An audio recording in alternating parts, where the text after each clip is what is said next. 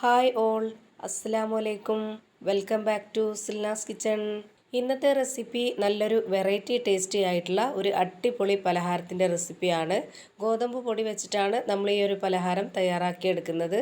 എത്ര കഴിച്ചാലും മതി വരാത്ത നല്ല കിടിലൻ ടേസ്റ്റി ആയിട്ടുള്ള ഒരു അടിപൊളി പലഹാരമാണ്. അപ്പോൾ ഇതെങ്ങനെയാണ് തയ്യാറാക്കുന്നതെന്ന് അറിയാനായിട്ട് വീഡിയോ സ്കിപ്പ് ചെയ്യാതെ മുഴുവനായിട്ടൊന്ന് കണ്ടു നോക്കണേ. റെസിപ്പിയിലോട്ട് കിടക്കുന്നതിന് മുമ്പായി സിൽനാസ് കിച്ചൺ ചാനൽ ആദ്യമായിട്ട് കാണുന്നവരാണെങ്കിൽ പ്ലീസ് ഒന്ന് സബ്സ്ക്രൈബ് ചെയ്തേക്കണേ. ഒപ്പം തന്നെ ഈ വീഡിയോ നിങ്ങൾക്ക് ഇഷ്ടപ്പെടുകയാണെങ്കിൽ ഒരു ലൈക്ക് ചെയ്ത് ഷെയർ ചെയ്ത് സപ്പോർട്ട് ചെയ്യാനും മറക്കരുത്.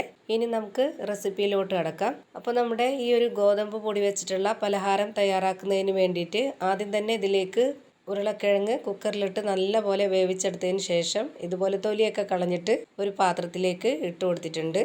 ചെറിയ ഉരുളക്കിഴങ്ങ് ആയതുകൊണ്ടാണ് 8 എടുത്തിട്ടുള്ളത്. വലിയ ഉരുളക്കിഴങ്ങാണെന്നുണ്ടെങ്കിൽ 2 മതിയാവും. പിന്നെ ഓരോരുത്തർക്കും എത്രയാണോ പലഹാരം വേണ്ടത് അതിനനുസരിച്ചുള്ള കിഴങ്ങ് വേവിച്ചെടുക്കാം. അപ്പോൾ അതിനനുസരിച്ച് ബാക്കിയുള്ള ഇൻഗ്രീഡിയൻസിൻ്റെ അളവും കൂട്ടിയെടുക്കേണ്ടി വരും. ഞാനിപ്പോൾ ഈ ഒരു കിഴങ്ങിനനുസരിച്ചുള്ള അളവാണ് ബാക്കിയുള്ള ഇൻഗ്രീഡിയൻസിൻ്റെ അളവ് എടുക്കുന്നത്. ഇനി ഈ ഒരു കിഴങ്ങ് നല്ല പോലെ ഒന്ന് ഉടച്ചെടുക്കണം. ഈ ഒരു കിഴങ്ങ് തോലോട് കൂടി തന്നെ നല്ല പോലെ കഴുകിയതിന് ശേഷം കുക്കറിലിട്ട് കുറച്ച് വെള്ളം ഒഴിച്ചു കൊടുത്തതിന് ശേഷം വേവിച്ചെടുത്തിട്ടുള്ളതാണ്. ഇത് നല്ല പോലെ വെന്തതുകൊണ്ടാണ് ഇത്രയും പെട്ടെന്ന് തന്നെ ഉടഞ്ഞ് കിട്ടിയിട്ടുള്ളത്. അപ്പോൾ ഇത് ഒട്ടും തന്നെ കട്ടകളൊന്നും ഇല്ലാതെ നല്ല പോലെ ഇതൊന്ന് ഉടച്ചെടുത്തിട്ടുണ്ട്. ഇനി ഇതിലേക്ക് നല്ല പോലെ ചെറുതായി കട്ട് ചെയ്തെടുത്തിട്ടുള്ള സബോളയാണ് ഇട്ട് കൊടുക്കുന്നത്. ഒരു സബോളയാണ് ഞാൻ ഇതിലേക്ക് ഇട്ട് കൊടുത്തിട്ടുള്ളത്. ഇനി ഇതിലേക്ക് എരിവിന് വേണ്ടി 2 പച്ചമുളക് കട്ട് ചെയ്തതും ഇട്ട് കൊടുക്കുന്നുണ്ട്. പിന്നെ 1 സ്പൂൺ അളവിൽ മുളക് പൊടിയാണ് ഇട്ട് കൊടുക്കുന്നത്. പിന്നെ ഇനി ഓരോരുത്തരുടെ എരിവിനനുസരിച്ച് പച്ചമുളകിൻ്റെയും അതുപോലെ തന്നെ മുളക് പൊടിയുടെയൊക്കെ അളവ് കൂട്ടിയും കുറച്ചൊക്കെ എടുക്കാവുന്നതാണ്.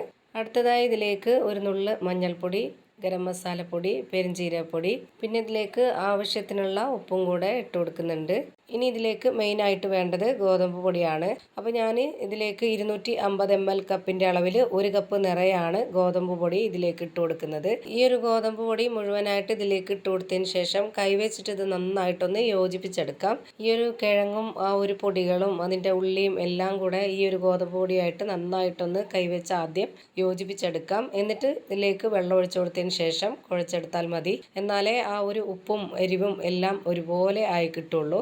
കിഴങ്ങിൻ്റെ ആ ഒരു നനവുള്ളത് കൊണ്ട് തന്നെ നമുക്കിതിലേക്ക് ഇതുപോലെ നന്നായിട്ട് യോജിപ്പിച്ചതിന് ശേഷം മാത്രമേ വെള്ളം ഒഴിച്ചു കൊടുക്കാൻ പാടുള്ളൂ. എന്നാലാണ് കറക്റ്റ് പരുവത്തിൽ കിട്ടുള്ളൂ. ആദ്യമേ കൂട്ടി വെള്ളം ഒഴിച്ചു കൊടുത്തിട്ട് കുഴയ്ക്കാൻ നിന്ന് കഴിഞ്ഞാൽ കറക്റ്റ് ഒരു പരുവത്തിന് കിട്ടൂല. അപ്പോൾ ഞാനിവിടെ ഇതിലേക്ക് ഒഴിച്ചു കൊടുത്തിട്ടുള്ളത് 250 ml കപ്പിൻ്റെ അളവിൽ 1/2 കപ്പ് വെള്ളമാണ്. മാവ് ഒത്തിരി അങ്ങ് ടൈറ്റ് ആക്കുകയും ചെയ്യരുത്, എന്നാൽ നല്ല ലൂസ് ആവുകയും ചെയ്യരുത്. നമ്മുടെ കയ്യിൽ മാവ് ഉരുട്ടിയെടുക്കുന്ന പരുവത്തിലായിരിക്കണം ഇത് തയ്യാറാക്കിയെടുക്കാനായിട്ട്. ഇത്രയും മതി. ഇപ്പം ഞാനിവിടെ നല്ല പോലെ മാവ് കുഴച്ചെടുത്തിട്ടുണ്ട്. ഇനി നമ്മുടെ കയ്യിൽ കുറച്ച് എണ്ണയോ ഓയിലോ ഒന്ന് തടവിയെടുത്തതിന് ശേഷം ഇതിൽ നിന്ന് കുറച്ച് മാവ് എടുത്തിട്ട് ഓരോരുത്തർക്കും ഇഷ്ടമുള്ള ഷേപ്പിൽ തയ്യാറാക്കി എടുക്കാവുന്നതാണ്. ഞാനിപ്പോൾ ഇവിടെ ഈ ഒരു ഷേപ്പിലാണ് തയ്യാറാക്കി എടുക്കുന്നത്. നമ്മുടെ കൈകൊണ്ട് തന്നെ ഒന്ന് പ്രസ് ചെയ്തിട്ട് ഇതുപോലെ പരന്ന ഷേപ്പിലാണെന്നുണ്ടെങ്കിൽ ഉള്ളൊക്കെ നല്ല പോലെ വെന്ത് കിട്ടും. ഗോതമ്പ് പൊടിയും കൂടെ ഉള്ളത് കൊണ്ട് പെട്ടെന്നൊന്നും വെന്ത് കിട്ടില്ല. അപ്പോൾ ഈ ഒരു രീതിയിലാണെന്നുണ്ടെങ്കിൽ നല്ല പോലെ അകമൊക്കെ വെന്ത് കിട്ടും. ഒട്ടും തന്നെ എണ്ണ കുടിക്കാത്ത പലഹാരമായിട്ട് കിട്ടുകയും ചെയ്യും. അപ്പോൾ ഇതേപോലെ തന്നെ എല്ലാ മാവിലും ഞാനിവിടെ റെഡിയാക്കി വെച്ചിട്ടുണ്ട്. ഇനി നമുക്കിത് എണ്ണയിലൊന്ന് ഫ്രൈ ചെയ്തിട്ടെടുക്കാം. ഇത് ഫ്രൈ ചെയ്തെടുക്കാനായിട്ട് സ്റ്റൗവിലേക്ക് ഒരു കടായി വെച്ച് കൊടുത്തിട്ട് ചൂടായി വന്നതിന് ശേഷം അതിലേക്ക് എണ്ണ ഒഴിച്ചു കൊടുത്തിട്ടുണ്ട്. എണ്ണ നല്ല പോലെ ചൂടായിട്ട് വന്നതിന് ശേഷം ഇതിലേക്ക് ഓരോന്നായിട്ട് ഇട്ട് കൊടുക്കാം. ഇതിൽ 3 മാത്രം ഇട്ട് കൊടുത്തിട്ടാണ് ഞാനിപ്പോൾ ഫ്രൈ ചെയ്തെടുക്കുന്നത്. തമ്മിൽ പൊട്ടിപ്പോവാൻ സാധ്യതയുണ്ട്. അതുകൊണ്ട് തന്നെ ഒരുപാട് എണ്ണം ഇട്ട് കൊടുക്കാൻ പറ്റത്തില്ല. ഈ ഒരു മാവ് ഇതിലേക്ക് ഇട്ട് കൊടുത്തതിന് ശേഷം പിന്നെ നമ്മളിത് ലോ ടു മീഡിയം ഫ്ലെയിമിൽ ഇട്ട് കൊടുത്തിട്ട് വേണം വേവിച്ചെടുക്കാനായിട്ട്. കുറച്ച് സമയം വേവാനായിട്ട് വേണ്ടി വരും. അതുകൊണ്ട് തന്നെ ലോ ടു മീഡിയം ഫ്ലെയിമിൽ ഇട്ടിട്ടേ വേവിച്ചെടുക്കാവുള്ളൂ. എന്നാലാണ് അകം നന്നായിട്ട് വെന്ത് കിട്ടുള്ളൂ.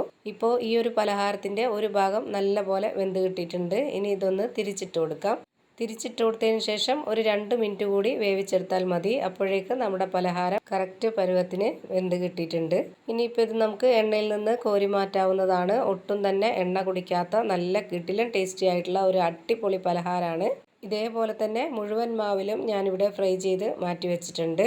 അപ്പോൾ ഇതാ നല്ല ടേസ്റ്റി ആയിട്ടുള്ള ഒരു അടിപൊളി പലഹാരം തയ്യാറായി കിട്ടിയിട്ടുണ്ട്. ഇതിൻ്റെ അകം എങ്ങനെയാണ് ഇരിക്കുന്നതെന്ന് അറിയാനായിട്ട് ഞാനിതൊന്ന് പൊട്ടിച്ച് കാണിച്ചു തരാം. പുറമേ നല്ല ക്രിസ്പിയും അകം നല്ല സോഫ്റ്റ് ആയിട്ട് ഇരിക്കുന്ന ഒരു അടിപൊളി പലഹാരമാണ്.